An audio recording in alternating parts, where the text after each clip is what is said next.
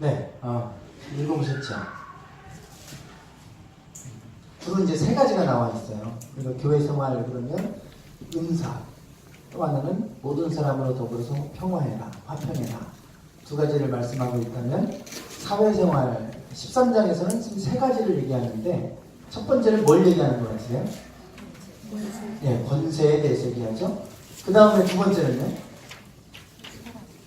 사랑. 사랑은 율법의 완성이다. 그래서 사랑에 대해서 얘기하고 있고 마지막 세 번째는요? 네? 구원. 마지막 단락은 뭘 얘기하는 것 같으세요?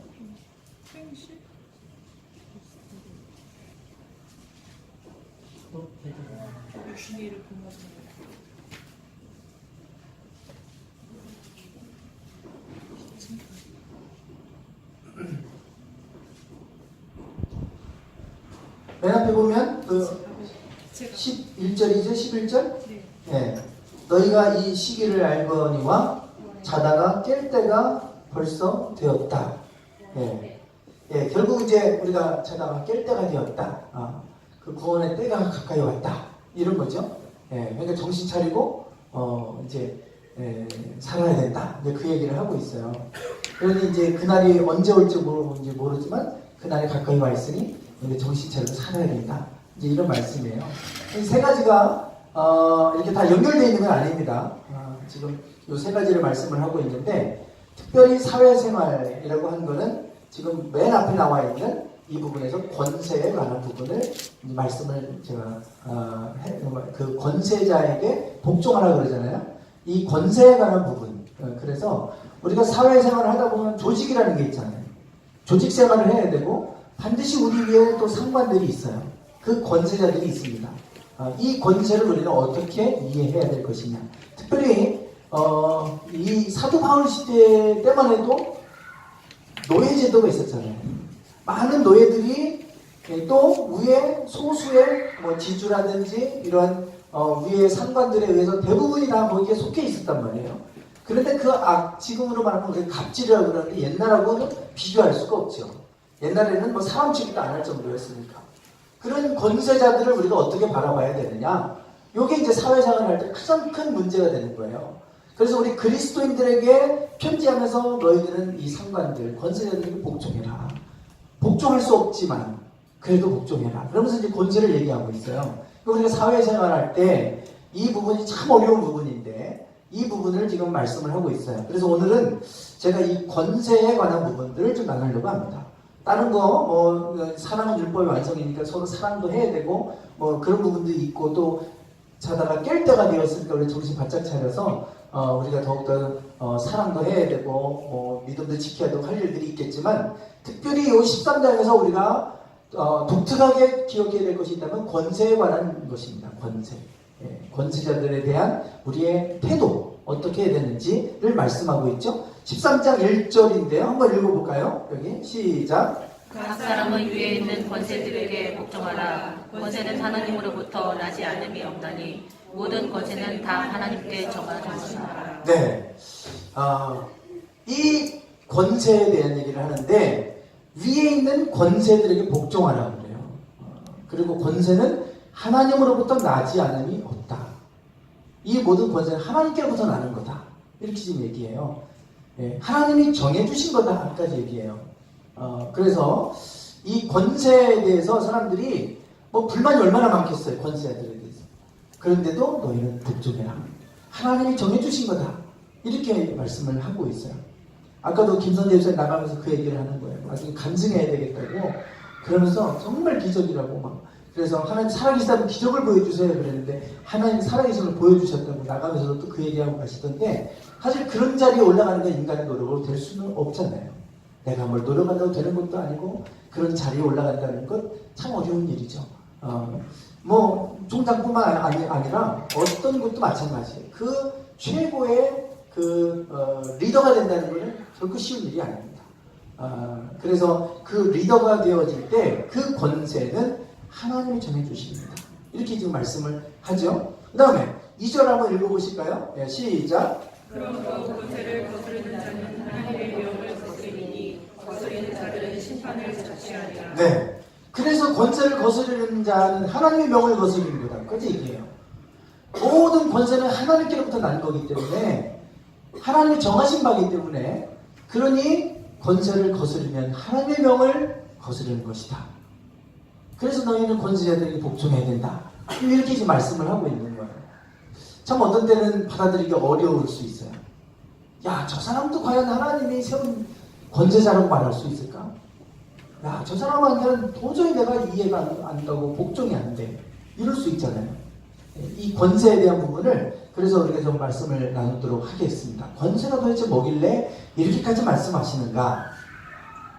권세 그러면 어떤 이미지가 떠오르시나요? 부정적인 이미지. 또 권세 그러면 뭐가 떠오르세요? 파워. 지식. 네? 네? 불의. 네, 불의. 네, 상당히 부정적인 이미지네요. 불의, 권세. 네, 또 강압적. 네, 강압적인 분위기. 네. 되게 이제 우리 권세 그러면 좋은 이미지를 이렇게 떠올리는 분들은 많지 않으실 거예요. 권세라고 하는 것이 우리에게 상당히 강압적이고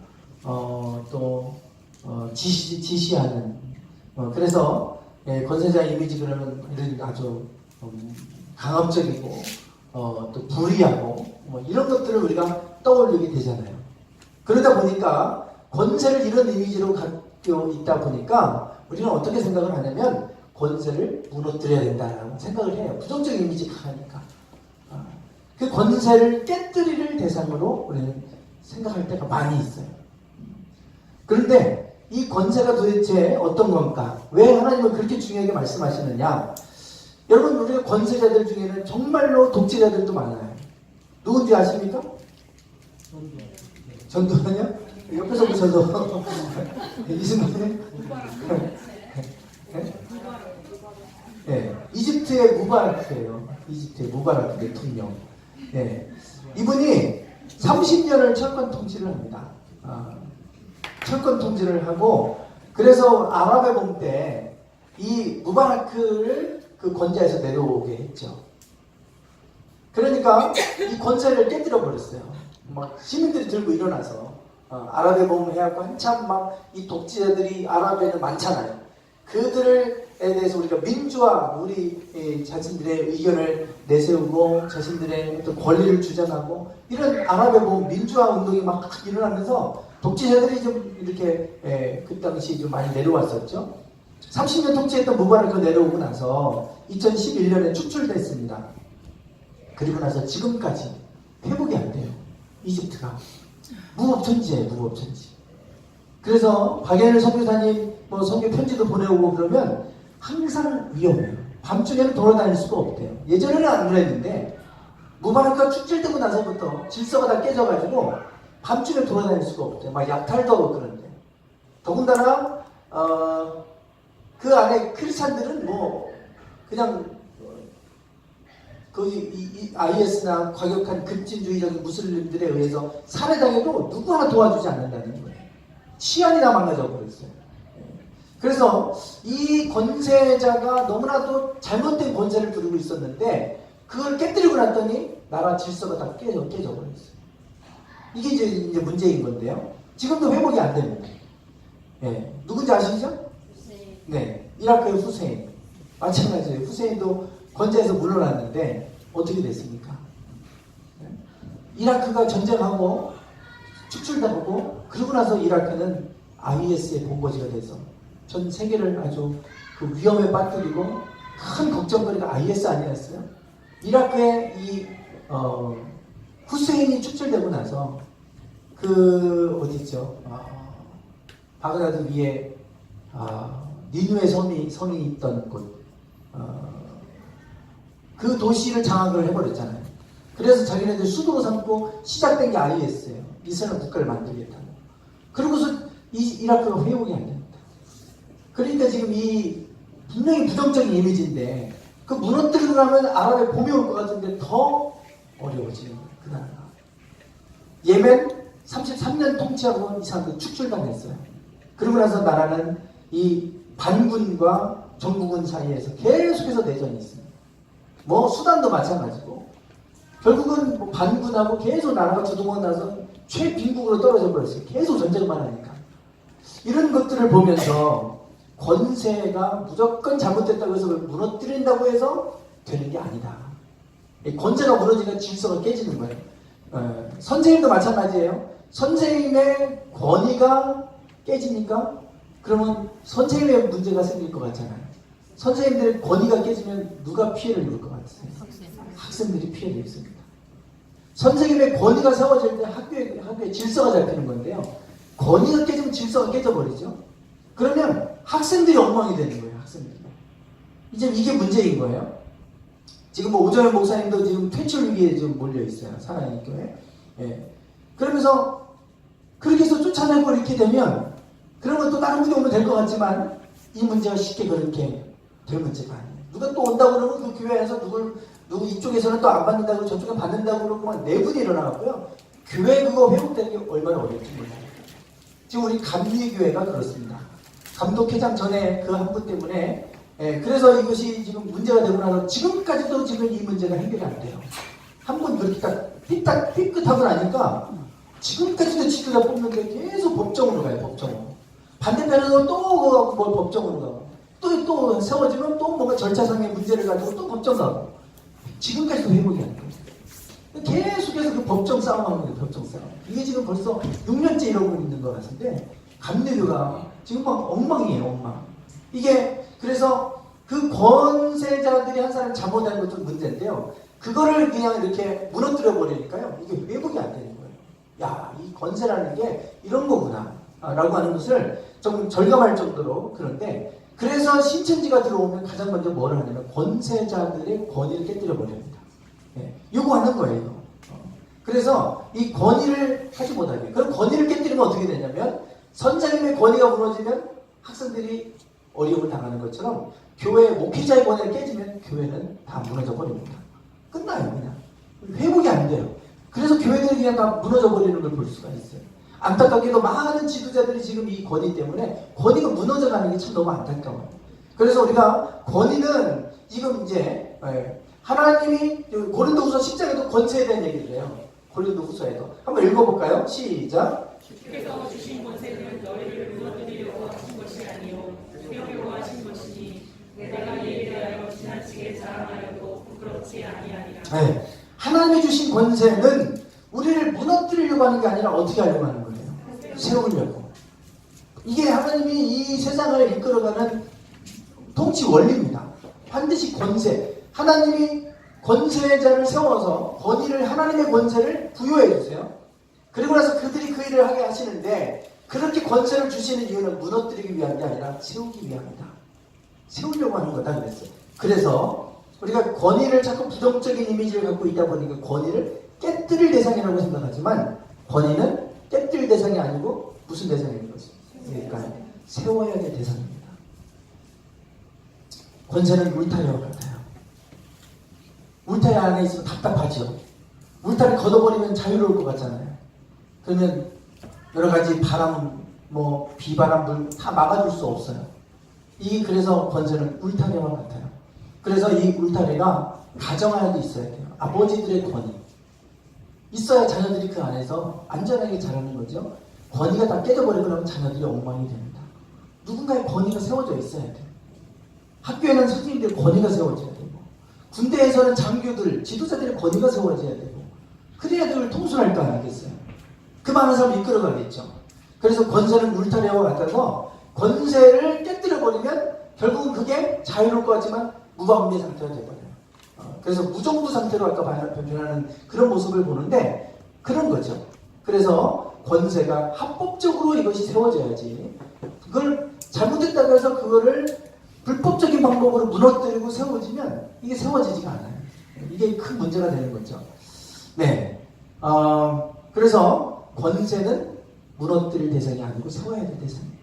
권세자가 잘못된 권세의 길로 가고 있으면 바로 갈 수 있도록 세우는 역할을 해야지 잘못 가고 있다가 무너뜨려 버리면 다 같이 무너지는 겁니다. 그래서 이 권세를 성경은 권세는 하나님이 정하신 거고 하나님이 주신 거다. 그래서 권세를 거스르면 하나님의 뜻을 거스르는 거다. 그래서 권세를 무너뜨리기 위한 것이 아니라 우리를 세우기 위한 거라고 말씀을 하고 있죠. 자, 하나님이 아담을 만드시고 아담과 하와 인간을 처음 만드시고 주신 최초의 복이 있어요. 하나님 복을 주시면서 뭐라고 하셨습니까? 번성하여 땅에 충만하라, 땅을 정복하라, 그리고 이 모든 것을 어떻게 하라? 다스려라 그랬어요. 네. 하나님이 이 모든 것을 만들고 다스리게 하자 이랬었어요. 하나님이 다스릴 거를 아담과 하와에게, 하나님의 형상을 따라 지으신 아담과 하와에게 그 권세를 위임해 주시고 그들이 다스리게 하자, 그렇게 말씀을 하시죠. 그래서 이 다스리게 하는 것이 바로 이 권세입니다. 권세. 권세자는 그것을 잘 치리하고 잘 통치하고 하는 역할을 하는 거예요. 일하는 일이 아니잖아요. 권세자가 일을 하려고 하는 것이 아니라 잘 통치하고 다스려 가야죠. 예, 그래서 다스리게 하자 그랬어요. 이게 바로 권세입니다. 권세. 예. 요한복음 1장 12절 말씀에 한번 읽어보실까요? 예, 시작. 영접하는 자, 곧 그 이름을 믿는 자들에게는 하나님의 자녀가 되는 권세를 주셨습니다. 네, 여기 보면 영접하는 자들에게는 하나님의 자녀가 되는 뭘 주셨다고요? 권세를 주셨다 그랬어요. 그러니까 하나님은 어떻게 우리를 성도로 삼으시고 하나님 자녀로 삼아서 일하시는가? 권세를 주시는 거예요. 아담과 하와에게도 뭘 주셨어요? 권세를 주셨어요. 다스리는 권세를. 그걸 다스릴 수 있는 무슨 무기를 준 거 아니고요. 다스리는 권세를 주신 거예요. 권세로 다스리는 겁니다. 권세로. 그래서 오늘 그 권세에 대한 부분을 말씀을 나눌 건데, 우리에게도 하나님의 자녀가 되는 권세를 주셨다 그랬어요. 우리가 무엇으로 일하느냐? 능력으로 일하는 것 같죠? 권세로 일하는 겁니다. 권세로. 그래서 이 권세에 대한 이해를 좀 하셔야 되는데, 권세와 권능의 차이가 뭘 것 같으세요? 권세가 클 것 같으세요? 권능이 더 클 것 같아요? 권세가 훨씬 크죠? 박근혜 대통령 여자인데 능력이 무슨 권능이 얼마나 있어요? 연약하잖아요. 대통령은 그 능력보다도 밑에 있는 능력자들이 얼마나 많겠어요? 그들을 권세로 이끌어가잖아요. 권세로 명령하면 다 하잖아요. 예. 요게 이제 사실 권능입니다. 유리겔라가 막 숟가락으로 휘어버리고 막 하는 거죠.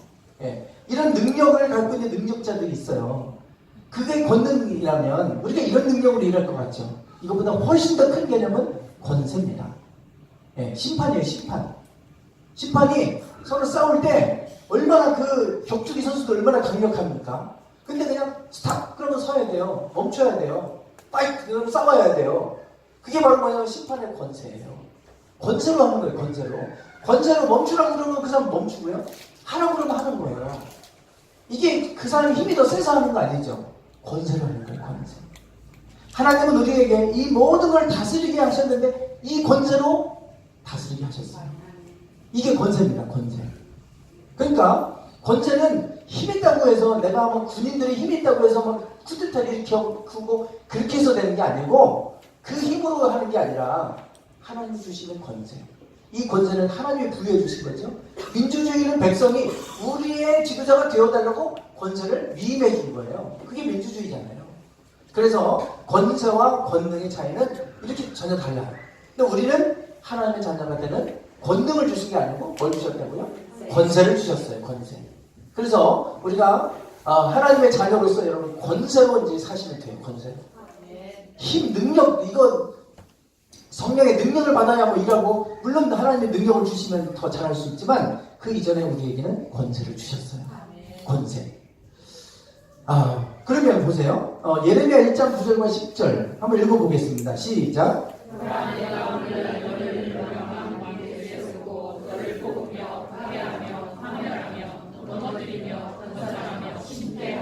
네, 하나님이 이 권세를 주셨다는 거예요. 열방 만국 위에 내가 너를 세웠다. 지금 이스라엘 백성을 향해서 하는 거예요. 너를 뽑고 파괴하고 파멸하며 넘어뜨리며 건설하며 심게도 했다. 그러면서 그 다음에 어떻게 그렇게 하게 하시느냐? 다음에 시편에 보면 그 입에는 하나님의 존영이여 그 수중에는 두 날 가진 칼이로다. 이것으로 열방에 보수하며 민족들을 벌하며 저희 왕들은 사슬로 저희 귀인은 철고랑으로 결박하고 기록한 판단대로 저희에게 시행할지로다. 이런 영광은 누구에게 있다고요? 그 그 모든 성도에게 있도다 그랬어요. 이 모든 영광은 그 모든 성도에게 있다 그랬어요. 이것으로 열방을 보수하기도 하고 벌하기도 하고 등등등등 나오죠. 이것이 뭐겠어요? 이 권세가 뭐겠어요? 그 입에는 그러잖아요. 입에는 말의 권세를 얘기하는 거예요. 말의 권세. 우리가 말로 권세자를 말로 선포하고 말로 명령하고 하잖아요. 힘으로 하는 게 아니라 우리에게는 말의 입술의 권세를 주셨어요. 그것으로 열방을 보수하는 거예요. 우리가 말로 명령하는 거예요. 그래서 나서는 예수의 이름으로 회복될지어다 명령하는 거예요. 그거는 저만 하는 게 아니고 여러분들이 주신 권세입니다. 여러분이 그 권세를 갖고 선포하시면 돼요. 저만 안수기도 하면서 저만 해야 하는 게 아니고 하나님이 여러분에게 그 권세를 주셨어요. 하나님의 자녀가 되는 권세를 다 주셨다 그랬죠? 그리고 이런 것은 영광 성도에게 있다고 그러잖아요. 이미 여러분에게 그 권세를 주셨어요. 그 권세를 사용하시고 그 권세를 선포하세요. 네, 선포하세요.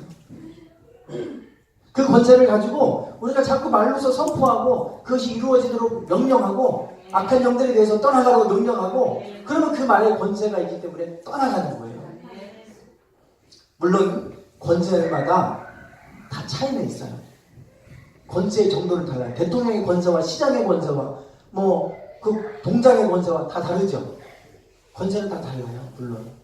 근데 권세란 단어는 그 하나님의 자녀가 되는 권세를 주셨다고 그러잖아요. 이게 헬라어는 엑수시아라고 되어 있어요. 엑수시아.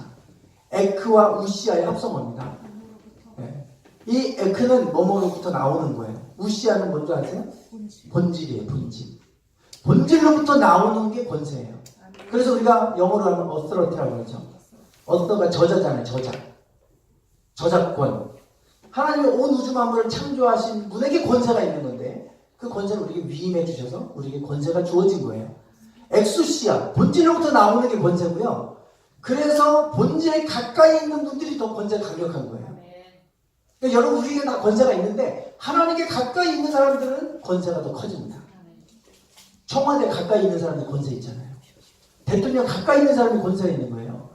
그래서 권세는 공간이다 이런 얘기를 하더라고요. 정치하는 사람들이 권세는 공간이래요.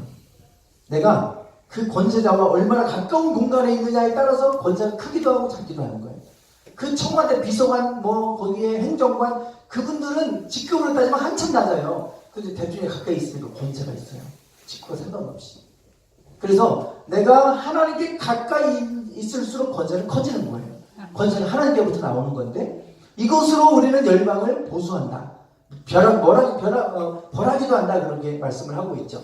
자, 그러면 사탄은 어떻게 권세를 깨뜨리느냐. 그러니까 사탄이 하는 일은요.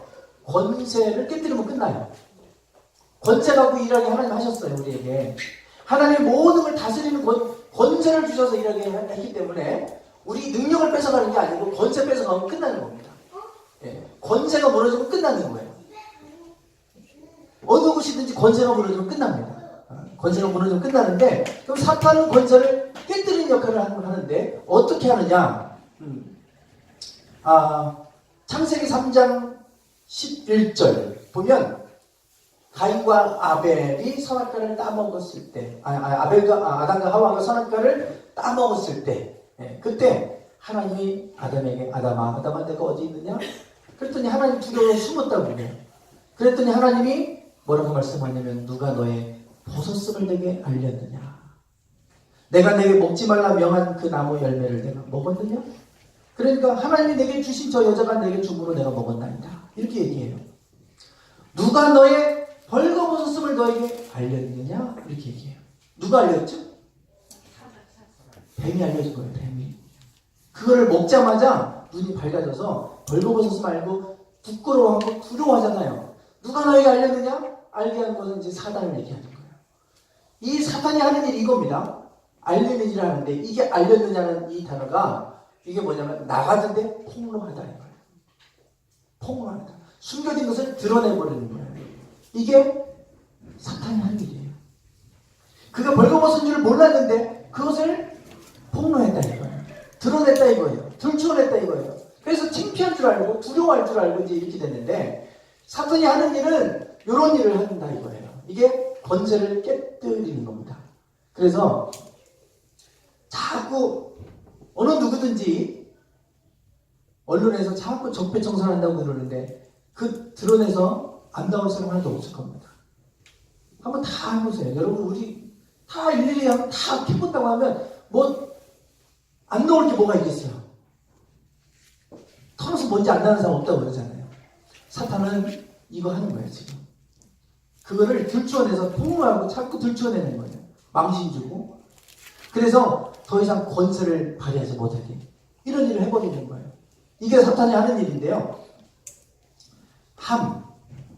함이 무슨 죄가 뭔지 아시죠?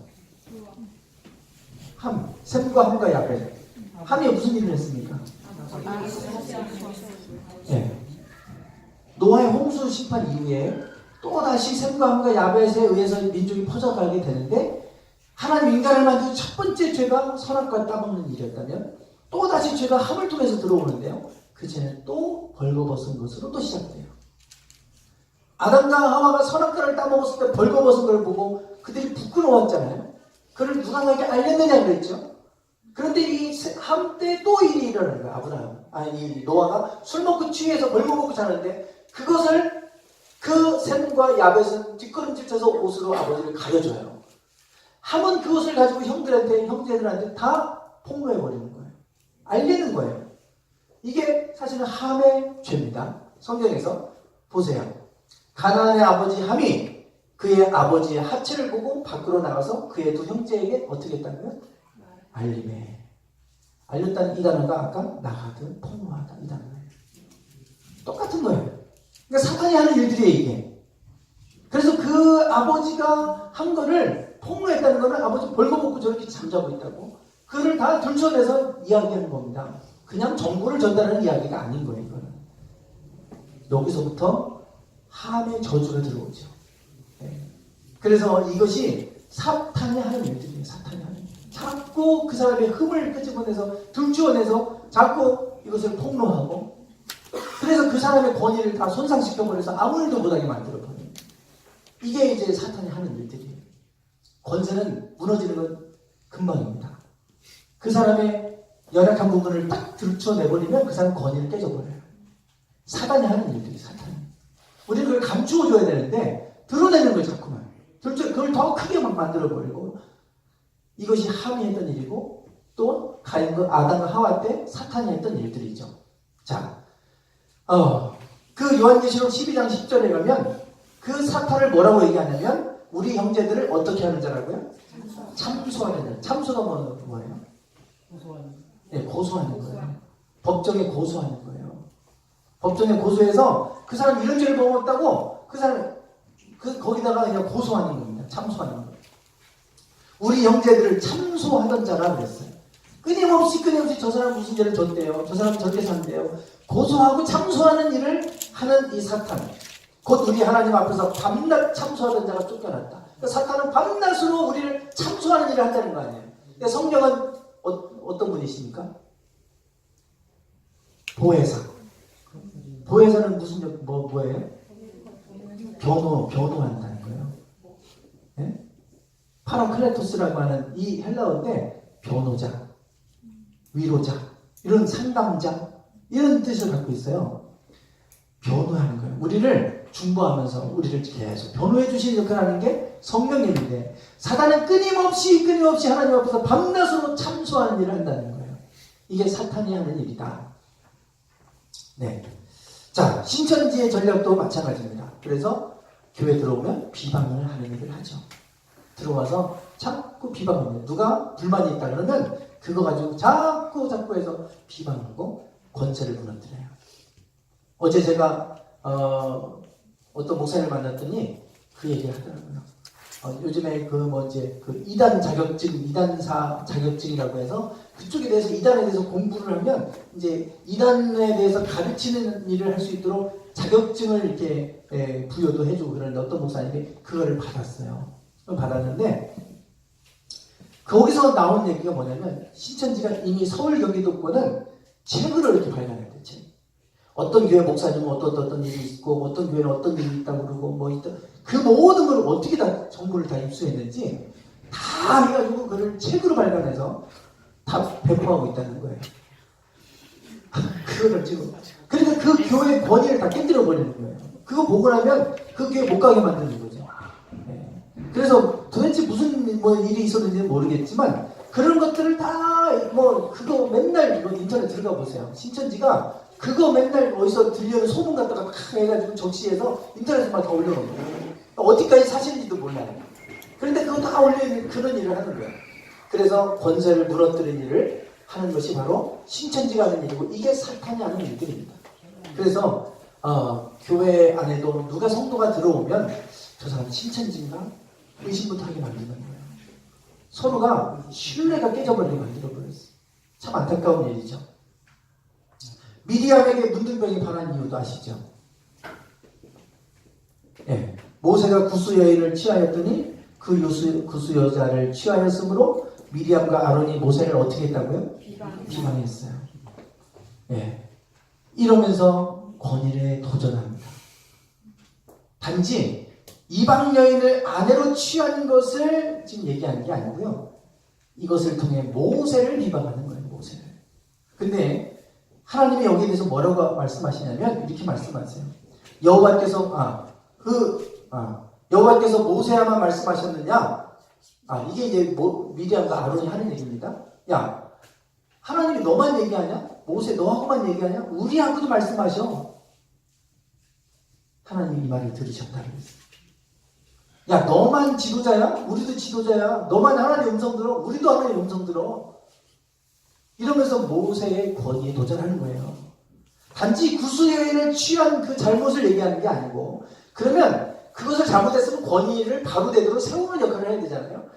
야, 너만 하나님의 음성 듣냐? 우리도 하나님의 음성 들어? 그러면서 권위를 깨뜨리는 일을 하고 있어요. 하나님이 이 말을 들으셨다고 했어요. 그리고 나서 미디암에게 문둥병이 발하죠. 하나님 불러다 놓고, 야, 내가 선지자들에게는 환상으로 말하기도 하고 이상을 보여주기도 하지만 그러나 내 종 모세와는 다르다. 그는 내가 대면하여 말하는 사이다. 그는 나의 형상을 보는 자이거늘 너희가 어찌 모세 비방하는 걸 두려워하지 아니하느냐. 이렇게 말씀하세요. 왜 그러시겠어요? 구수여인 취한 거 두둔해 주시는 거 아닙니다.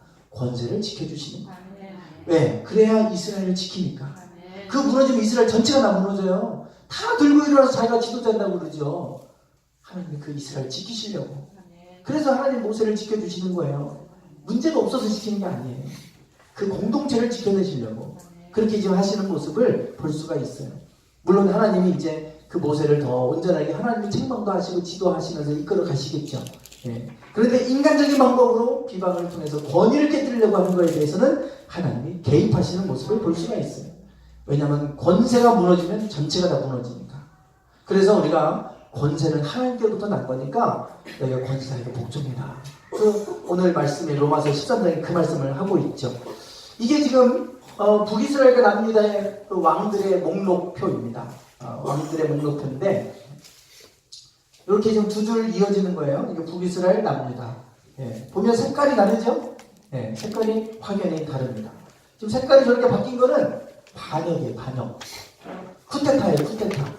쿠데타를 일으켜서 왕권이 바뀌어버리는 게 색깔이 좀 바뀐 거예요. 아들에게 또 왕위를 물려줬더니 또 쿠데타가 일어나서 왕권이 바뀌고 몇 번 바뀌나 보세요. 몇 번.